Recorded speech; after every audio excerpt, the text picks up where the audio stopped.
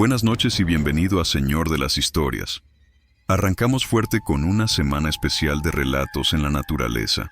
Historias nuevas, de lunes a viernes, donde el bosque no es un paisaje, es una advertencia.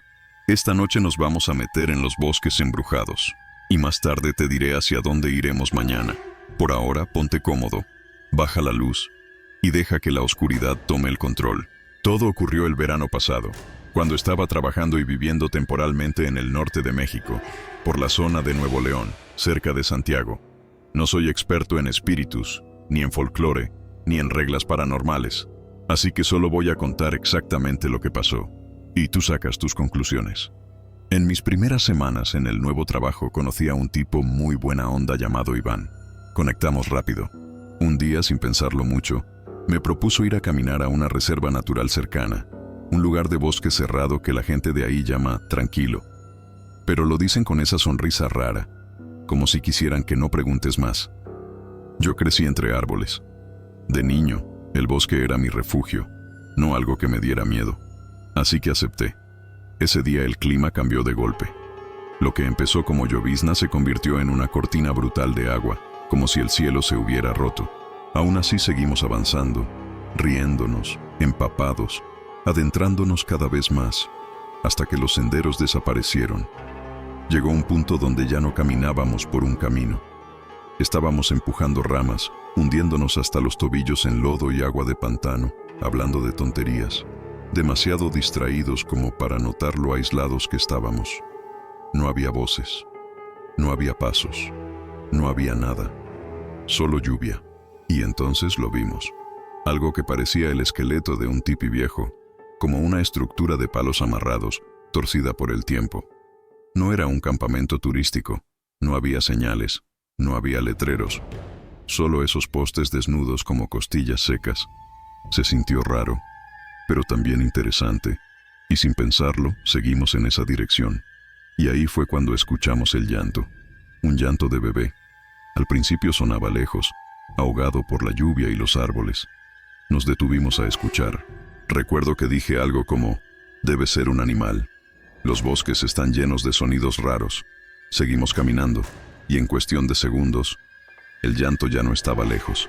Estaba a nuestro lado, no más cerca, no acercándose, no viniendo. Era como si algo hubiera saltado de un punto lejano a un punto junto a nosotros. En un instante, nos quedamos congelados. Alumbramos con el celular, escaneamos el suelo, los troncos, las ramas, incluso hacia arriba, buscando nidos, mapaches, lo que fuera. No había nada, nada se movía. Y ahí me entró el miedo real, el feo, el que te aprieta el estómago y te seca la garganta. Volteamos y empezamos a regresar rápido por donde veníamos. Ni siquiera corríamos todavía. Era ese paso acelerado de vámonos ya. Nos detuvimos un segundo para respirar, y el llanto volvió, otra vez al lado, misma distancia, misma intensidad, como si estuviera marcando territorio, como si estuviera diciendo, lárguense. Ahora sí corrimos, resbalándonos, medio ciegos por el agua, tratando de abrir Google Maps con las manos temblando, buscando referencias, recordando curvas, árboles, cualquier cosa. Y de algún modo, llegamos a la entrada del bosque. No hablamos mucho después. Solo nos miramos y aceptamos lo obvio. Algo estaba profundamente mal. Esa noche, por curiosidad, o por una especie de presentimiento, buscamos la historia del lugar, y no tardó ni un minuto. Artículos, foros, notas viejas, gente hablando del sitio como uno de los bosques más cargados de la región. Decían que parte de esa tierra había sido zona de entierros antiguos, y que décadas atrás habían encontrado a 3 niños asesinados ahí, abandonados en una zanja. Intenté olvidarlo, pero semanas después, Iván me confesó que no podía dejar de pensar en el llanto. Decía que le sonaba en la cabeza cuando se quedaba solo, cuando manejaba de noche, cuando apagaba la luz. Y entonces soltó la idea. Hay que volver. Para entender qué fue, yo le dije que era una estupidez, sobre todo porque quería ir de noche, pero su amigo Rafa se apuntó por diversión, porque 2 tipos de 20 y tantos, cuando se sienten valientes, son máquinas profesionales de malas decisiones. Y yo terminé yendo para que no hicieran algo peor. Llegamos casi a las 11 de la noche. El bosque ya no era bosque, era otra cosa.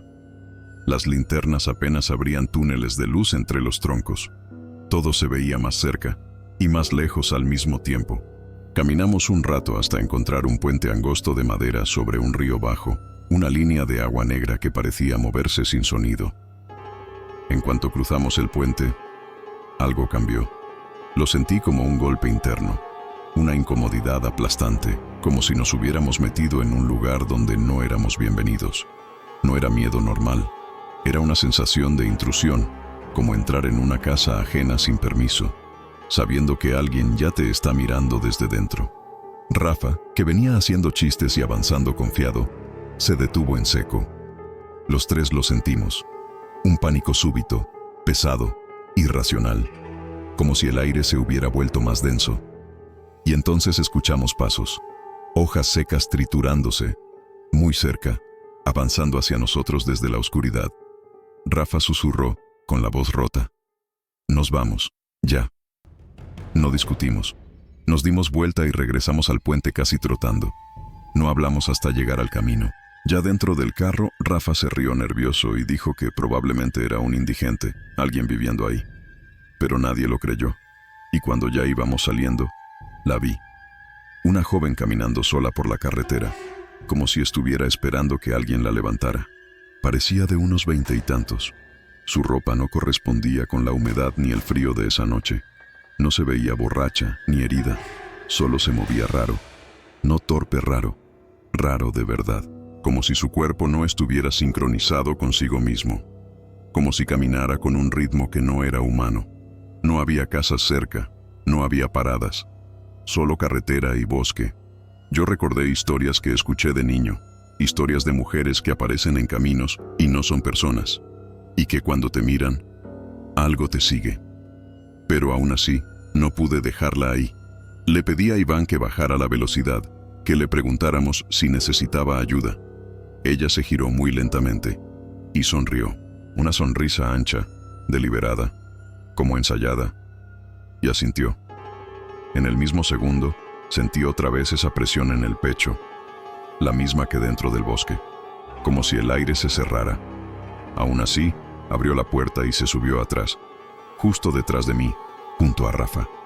Rafa intentó sacarle plática. Ella respondió poco, con frases vagas.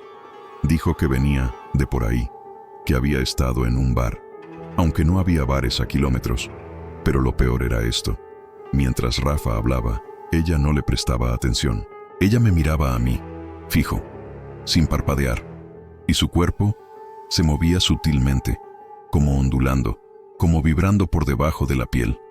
Me recordó a una serpiente enrollada, quieta, pero viva. Me ardían los ojos de tanto mirarla, pero no podía apartar la vista. Sentía que si volteaba hacia adelante, algo horrible iba a pasar. Nos dio una dirección en una zona residencial vieja, pegada al monte. La dejamos en una calle silenciosa, con casas desgastadas y luz amarilla. Se bajó. Yo volteé la cabeza un segundo, y ya no estaba. No caminando, no corriendo, no entrando a una casa. Simplemente se había ido. No hubo pasos. No se abrió ninguna puerta. Solo una calle vacía. Esa noche no dormí. Me quedé imaginando su sonrisa saliendo de la oscuridad, su cuerpo moviéndose mal, subiendo escaleras que yo no escuchaba, acercándose a mi cuarto. Y hasta hoy no puedo sacudirme esta idea, que lo que encontramos en esos bosques no se quedó ahí, que salió con nosotros, que nos siguió. Historia 2. La carretera más embrujada. Siempre he sido de los que buscan lugares que la gente evita, casas abandonadas, caminos olvidados, terrenos tragados por la maleza, sobre todo sitios de los que todos juran lo mismo. Ahí asustan. Lo digo porque, durante casi toda mi vida, fui escéptico. Nunca quise creer en fantasmas. Siempre pensé que el miedo, la imaginación y la coincidencia hacen milagros, pero no de los buenos. Esa idea murió la noche que me metí al monte con mi amigo Trevor. Bueno, aquí en México le decimos Oscar. Oscar y yo decidimos ir a conocer lo que los locales llaman la carretera más embrujada de la zona. Está en el Estado de México, por el rumbo boscoso entre Valle de Bravo y Villa de Allende, donde la neblina baja como si fuera humo y los árboles se cierran encima del asfalto. Es un camino largo, angosto, sin farolas, casi sin casas, sin señal, y cuando entras lo suficiente, es como si el mundo se acabara y solo quedaran troncos, sombras y la línea amarilla en el piso. De día ya se siente raro. De noche, se siente como si el bosque estuviera respirando encima de ti. Oscar ya había ido antes y decía que la última vez escuchó golpes en la ventana y pasos acompañando el carro, como si alguien caminara a la par, oculto entre los árboles. Yo había pasado por ahí varias veces y nunca vi nada. Solo esa incomodidad que le echas la culpa a la oscuridad. Oscar no era como yo. A él le pasan cosas desde niño. Objetos que se cambian de lugar solos, sombras que se quedan demasiado tiempo, aparatos que fallan cuando él entra a un cuarto. Él estaba convencido de que algo lo seguía desde hace años. Yo me burlaba. Le decía que era su mente. Antes de ir, investigué un poco. La mayoría eran historias en foros, relatos incompletos, pero todos repetían lo mismo. Una niña que aparece parada al borde del camino, mirando los autos pasar. Un anciano con una lámpara caminando lento entre los árboles, como buscando algo que nunca encuentra. Y una cosa que nadie describe igual. Un animal grande, con forma mal hecha, comparado a veces con un caballo o un perro, que cruza el camino y se esfuma sin ruido. También hablaban de una capilla quemada metida en el monte, cubierta por la maleza, y que quien intenta encontrarla termina perdido, o regresa a su carro con la sensación de que no volvió solo. Llegamos tarde. Dimos un par de vueltas por el camino, como para calentarnos, como para hacernos los valientes.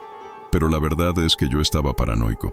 Estar rodeado de bosque negro, sin luz, sin gente, sin señal, te descompone el cerebro, aunque no creas en nada. Yo bromeaba diciendo, a ver si no nos sale un asesino, o a ver si no hay un puma. Pero la realidad era esta, no tenía idea de lo aislados que estábamos. Entonces apareció otro carro, venía de frente, luces altas, pasó a nuestro lado, y en ese cruce, lo vi. Algo negro salió disparado desde atrás del otro carro, bajo, rápido, sólido. Fue un movimiento tan real que mi cuerpo reaccionó antes que mi mente. Frené de golpe. Sentí el corazón en la garganta, convencido de que iba a atropellar un venado o un perro. Pero no había nada. Nada en el camino. Nada corriendo hacia el monte. No se escuchó nada. No fue, se metió al bosque. Fue peor. Dejó de existir. Oscar ya estaba gritando. ¿Lo viste? Dime que lo viste. Y antes de que yo contestara, el otro carro también frenó. El conductor bajó el vidrio y nos gritó. ¿Qué chingados fue eso? Ahí se me cayó el último argumento. No era mi imaginación. No era sugestión. Alguien más lo vio. Intenté racionalizarlo. Una sombra, un reflejo, un juego de luces. Pero mis manos estaban temblando en el volante. El bosque se sentía distinto, como si se hubiera dado cuenta de nosotros. Oscar propuso estacionarnos, apagar todo y hacer una grabación, como para captar algo. Yo no quería, pero acepté, porque a veces uno hace tonterías solo para demostrar que no tiene miedo. Apagué el motor, apagué las luces, y la oscuridad nos tragó. Bajamos con linternas, caminamos unos pasos, sin alejarnos del carro. El silencio era lo que más asustaba. No había insectos, no había hojas moviéndose, no había nada. Caminamos tal vez 3 metros, cuando pasó. 4 clics. Las 4 puertas del carro se cerraron con seguro al mismo tiempo.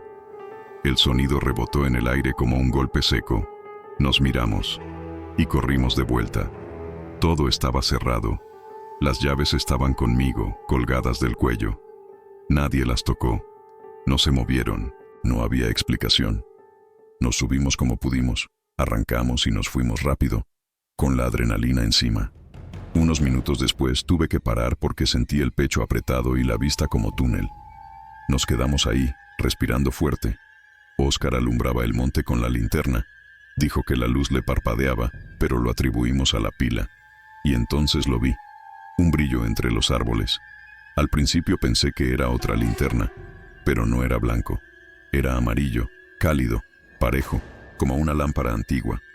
Se movía lento entre los troncos, como si alguien caminara ahí adentro. Sin acercarse, sin alejarse, solo pasando. Me giré a Oscar para preguntarle si lo veía.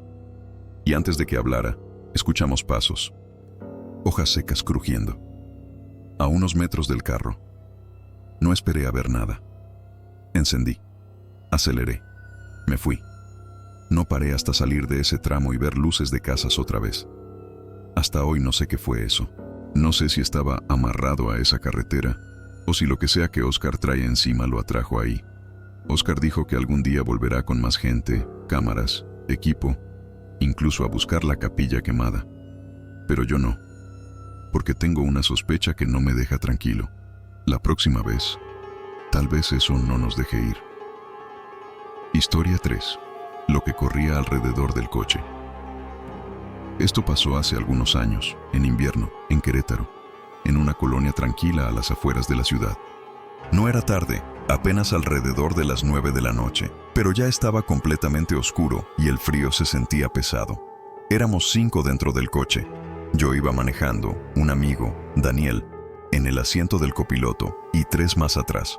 Estábamos estacionados frente a la casa de uno de ellos, hablando de cualquier cosa, riéndonos, sin pensar en nada raro. Hasta que lo sentí. Un escalofrío violento me recorrió la espalda, desde la nuca hasta la cintura. No fue frío normal. Fue esa sensación exacta de cuando sabes que alguien te está mirando. Volteé hacia Daniel, y él me miró al mismo tiempo. Tenía la cara pálida. ¿Sentiste eso?, le pregunté. Asintió sin decir nada. Los otros 3 atrás no sentían nada. Seguían hablando, riéndose. Daniel y yo nos quedamos en silencio, incómodos, tratando de convencernos de que era su gestión. Unos minutos después, volvió. Más fuerte. Otra vez Daniel y yo nos miramos al mismo tiempo. Esta vez, él miró por encima de mi hombro, hacia la ventanilla del lado del conductor, y me dijo en voz baja, casi suplicando: «No voltees». Yo no veía nada, pero lo sentía. Una presencia justo detrás de mí, afuera del coche, tan cercana que parecía que si abría la puerta iba a chocar con ella. Empezamos a describir lo que percibíamos, sin mirarnos, y sin darnos cuenta, estábamos describiendo lo mismo, algo blanco, humanoide, sin detalles claros. Después de unos segundos, desapareció. Pensamos que ya había pasado, pero entonces empeoró. Sentimos que la presencia comenzó a moverse alrededor del coche, dando vueltas. Daniel y yo empezamos a ver círculos verdes brillantes moviéndose rápido alrededor de nosotros. No era exactamente verlos, era como saber que estaban ahí. Giraban cada vez más rápido. El pánico se volvió total. Y entonces ocurrió. Detrás del coche, sobre la banqueta, hubo un destello blanco. De ese destello salió algo corriendo directo hacia nosotros. Era completamente blanco, bípedo, humanoide, pero no humano. Medía fácilmente más de 2 metros. Era delgado, desproporcionado, con brazos largos. Su cabeza era alargada, casi como la de un caballo, con cabello negro y largo cayendo en mechones. Sus ojos eran oscuros, demasiado oscuros, y sus manos terminaban en garras. Daniel y yo gritamos al mismo tiempo. Arranqué el coche y salí disparado.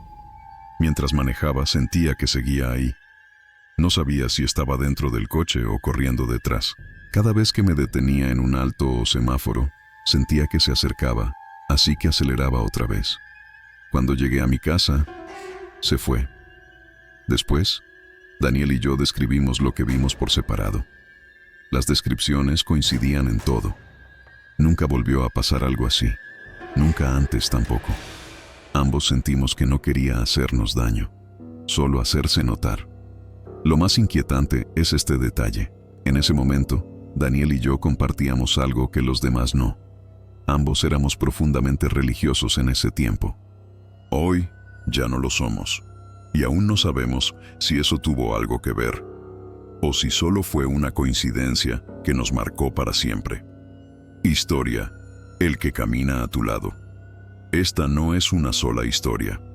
es una serie de encuentros que se ha contado de generación en generación en una comunidad rural de la Sierra Norte de Puebla, en un pueblo pequeño donde todos se conocen y donde todos saben que hay cosas de las que no se habla en voz alta. Ahí, los bosques son espesos, húmedos, cerrados, barrancas profundas, caminos de terracería y veredas que se pierden entre árboles viejos. En esa región abundan las historias de apariciones, sombras y cosas que se mueven entre los cerros. Pero hay una en particular que siempre me atrapó. La conocí por primera vez en un foro antiguo, de esos que ya casi no existen, donde la gente contaba experiencias paranormales locales. El relato era sencillo, pero inquietante.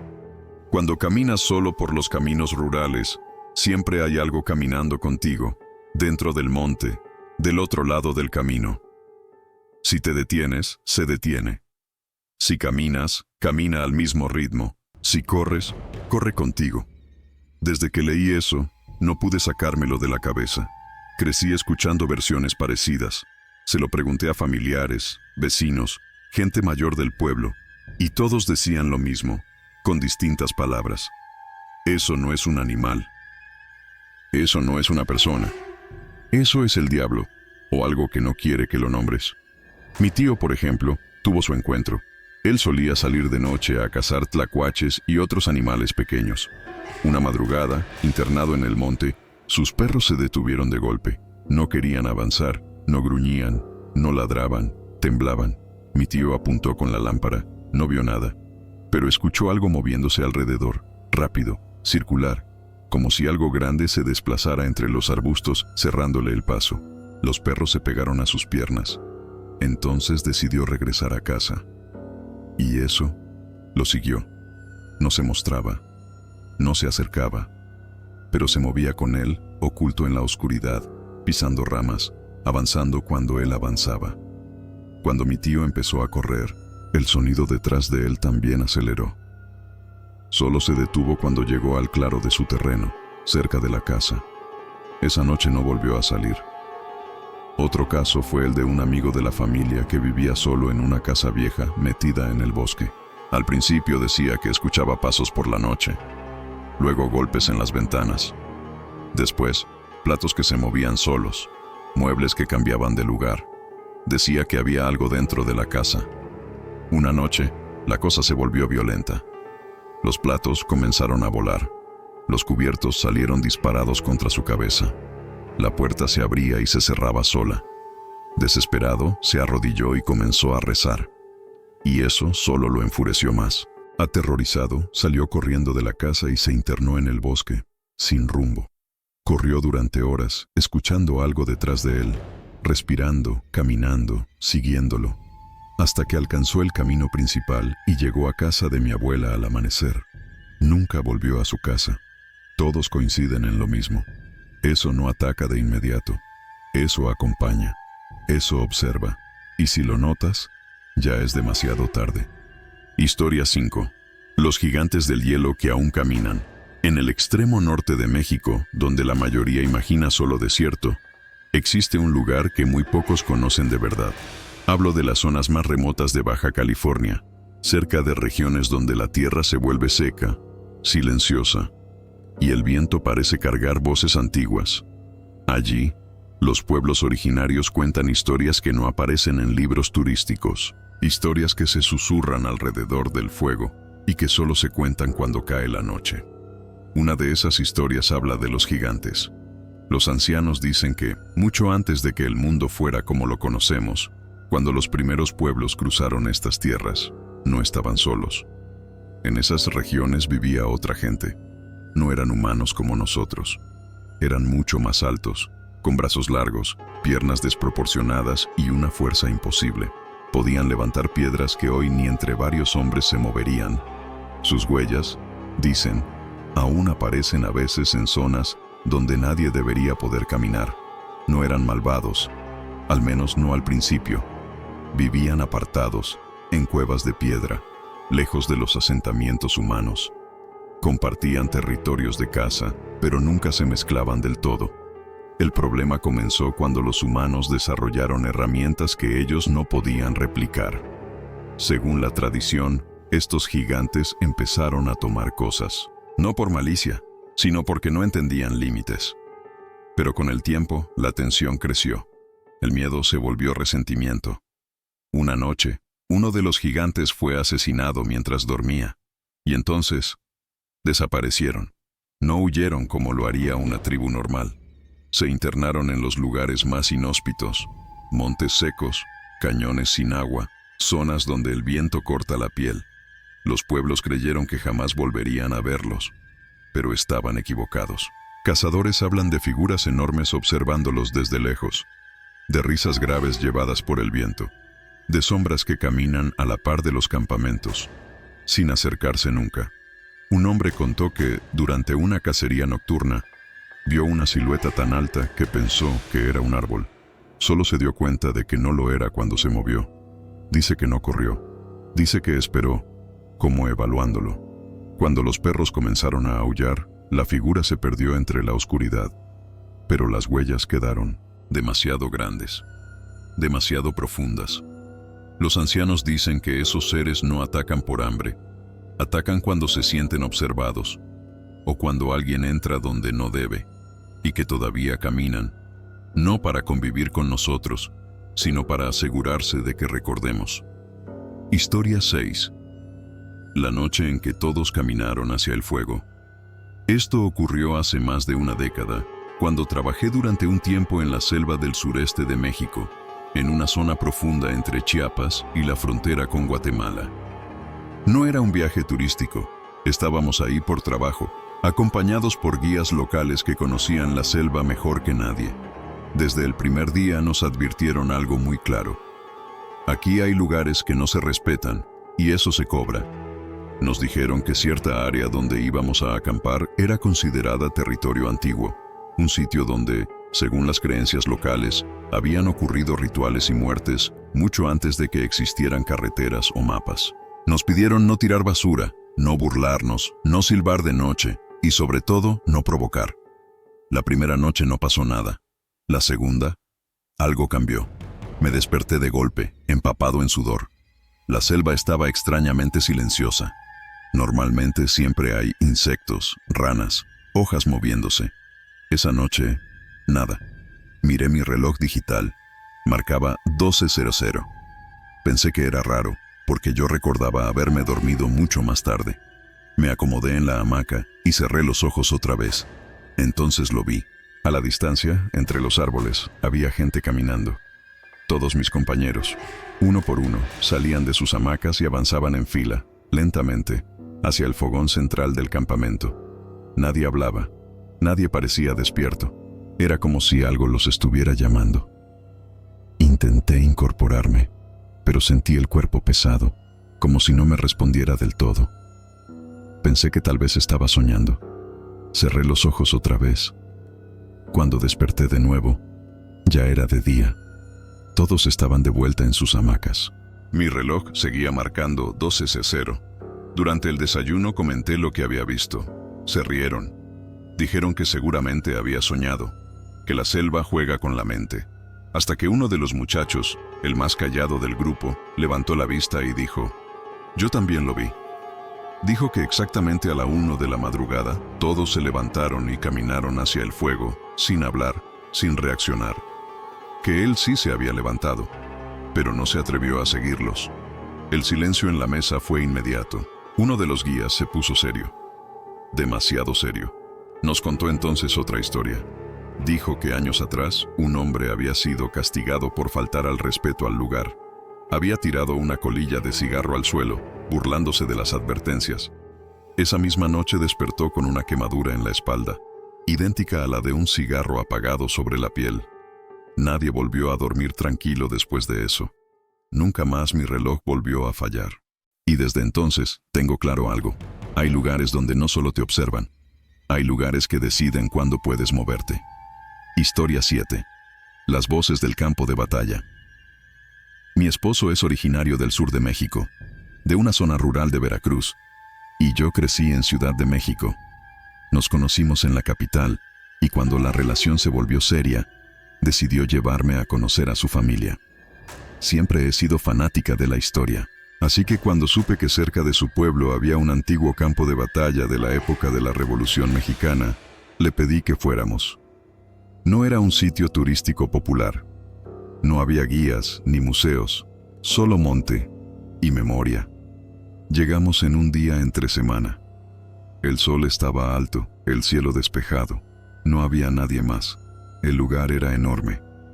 Parte del terreno estaba cubierto por bosque, otra por claros abiertos. Un camino angosto de terracería serpenteaba entre los árboles, permitiendo detenerse en puntos clave donde, según registros históricos, hubo enfrentamientos, emboscadas y ejecuciones. Avanzamos despacio, en silencio, y entonces lo noté. El bosque se quedó completamente mudo. No pájaros, no insectos, no viento. No dije nada. Pensé que estaba exagerando, pero mi esposo redujo la velocidad y se detuvo. No me miró. Apagó el radio. Las voces comenzaron de inmediato. Al principio creí que eran interferencias, murmullos masculinos superpuestos, como una discusión lejana. Pero no sonaban modernos, no sonaban vivos. Mi esposo apagó el motor. Las voces siguieron. Era como estar en medio de una multitud invisible. No podía distinguir palabras claras, pero el tono era inconfundible. Confusión, órdenes, miedo, urgencia. Y lo peor, sentí que hablaban de nosotros, como si no debiéramos estar ahí, como si nos hubiéramos metido en algo que seguía ocurriendo, sin nosotros. El aire se volvió pesado, me dolía el pecho. Pensé que si abría la puerta del coche, no podría volver a entrar jamás. No sé cuánto tiempo pasó.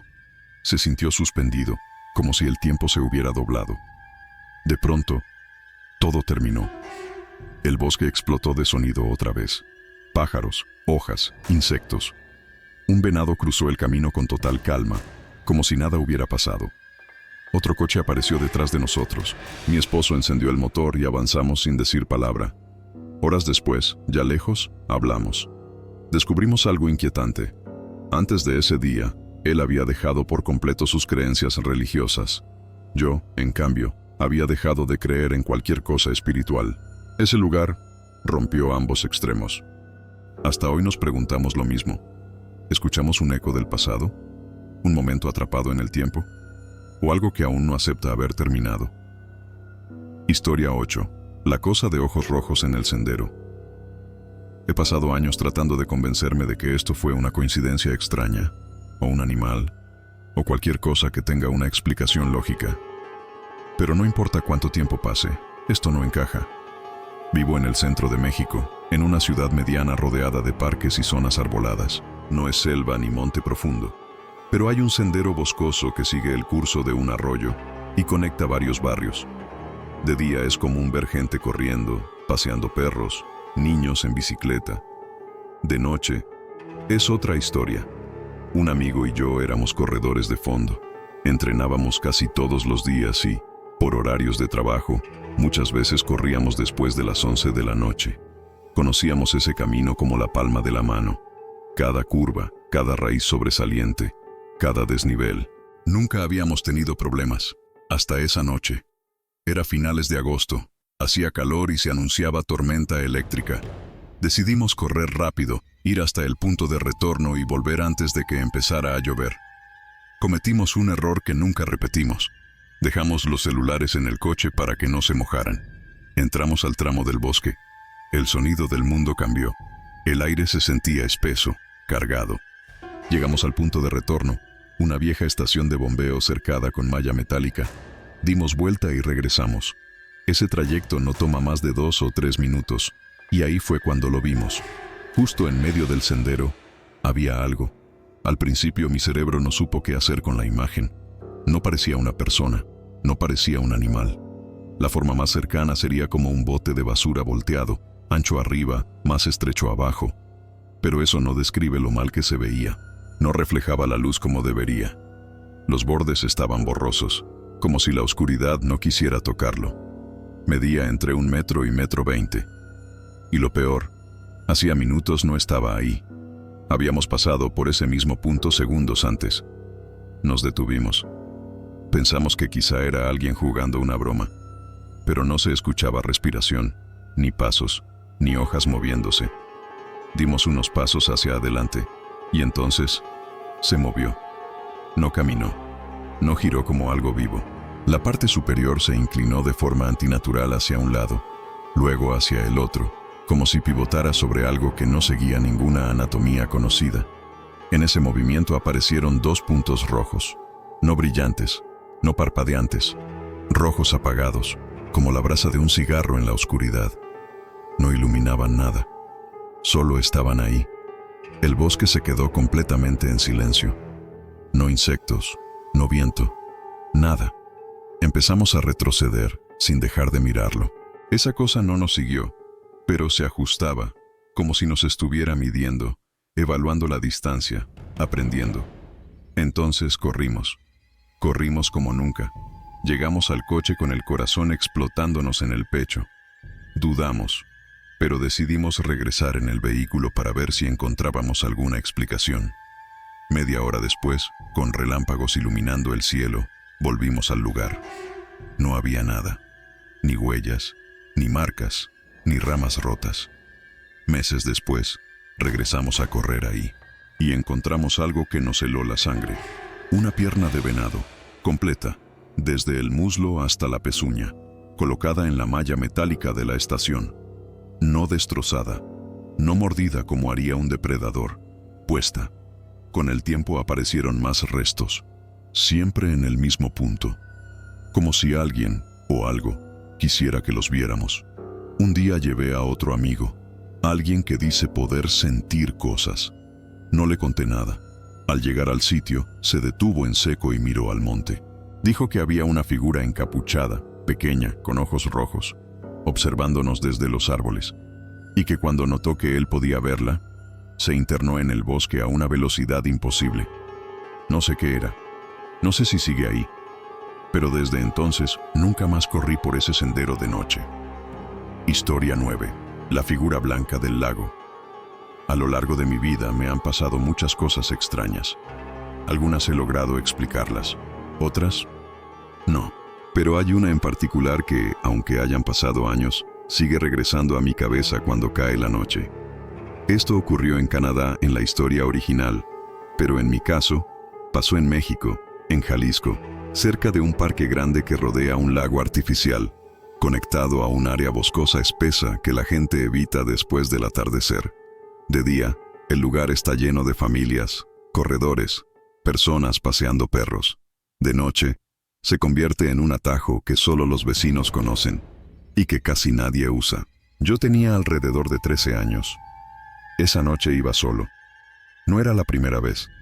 El camino era un sendero de tierra, con postes de luz viejos que apenas funcionaban. Bastaban unos minutos para que la oscuridad se volviera total, como si el bosque cerrara detrás de ti. El aire estaba quieto. No había insectos. No había viento. Sentí incomodidad, pero me repetí que solo eran árboles. A mitad del camino, algo llamó mi atención en el rabillo del ojo. A unos 2 metros del sendero, dentro de los arbustos, había una forma blanca. No reflejaba luz. No brillaba hacia afuera. Era como si emitiera luz desde dentro. No era una esfera. No flotaba. Tenía masa. Seguí caminando, tratando de ignorarlo. Pero la forma se movía a mi ritmo, deslizándose entre la maleza sin hacer ruido. Las ramas no se movían. Las hojas no crujían. Eso fue lo que me asustó de verdad. El bosque estaba muerto de silencio.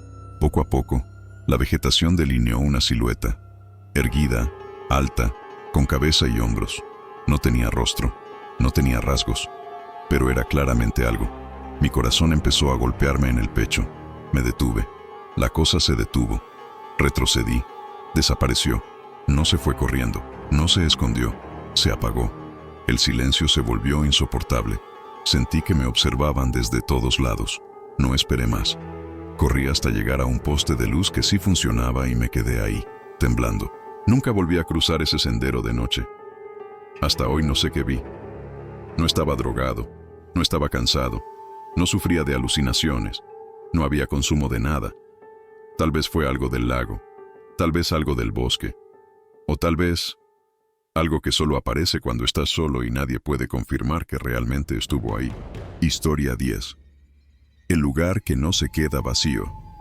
Trabajo en un centro de rescate de fauna silvestre escondido entre los bosques de Michoacán, en una zona tan aislada que el poste de luz más cercano queda a más de 20 minutos en coche. Cuando cae la noche, la oscuridad no es normal, es absoluta. Entré a trabajar ahí hace poco más de un año. Desde el inicio me asignaron el turno de cierre.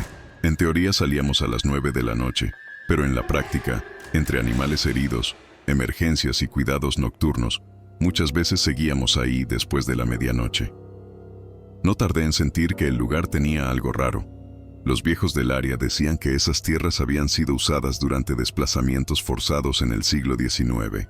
Caminos antiguos cruzaban justo por debajo de nuestras instalaciones. Caminos que ya no existen, pero que, según dicen, nunca se fueron del todo.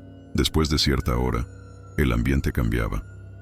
Una noche, cerca de las 10, el timbre de la entrada sonó. Ya no recibíamos a nadie a esa hora. Una compañera subió a revisar. Volvió pálida, con los ojos abiertos de más. No hay nadie. Revisamos las cámaras. Nada, ni coches, ni movimiento.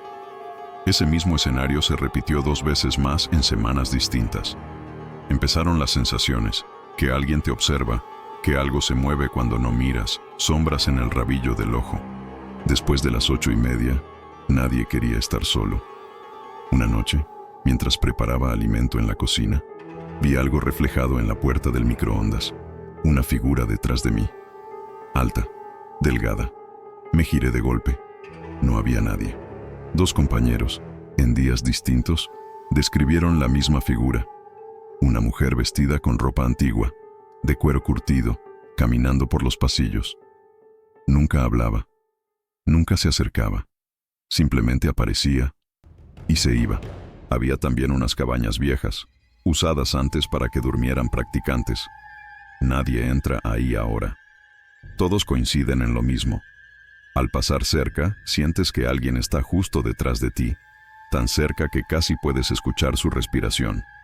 La razón por la que ya nadie duerme ahí se corrió en voz baja. Un interno aseguró haber visto a un hombre parado en la puerta, mirándolos dormir. Nadie lo reconoció. Nadie lo vio salir. Instalaron cámaras. Detectaron animales. Detectaron sombras. Nunca detectaron personas. Desde entonces entendí algo. No todos los lugares se vacían cuando las personas se van. Algunos se quedan habitados por lo que pasó ahí. Y cuando trabajas de noche, no eres tú quien decide si estás solo. Gracias por acompañarme en esta colección de relatos. Si alguna de estas historias te hizo mirar 2 veces hacia la oscuridad, entonces cumplió su propósito. Si te gustó este contenido, suscríbete a Señor de las Historias, activa las notificaciones y cuéntame en los comentarios desde qué lugar de México o del mundo estás escuchando. Eso nos ayuda a saber hasta dónde llegan estas historias y quién más camina con nosotros en la noche. Mañana volvemos, con más relatos, más lugares olvidados. Buenas noches. Y no olvides, el bosque siempre escucha.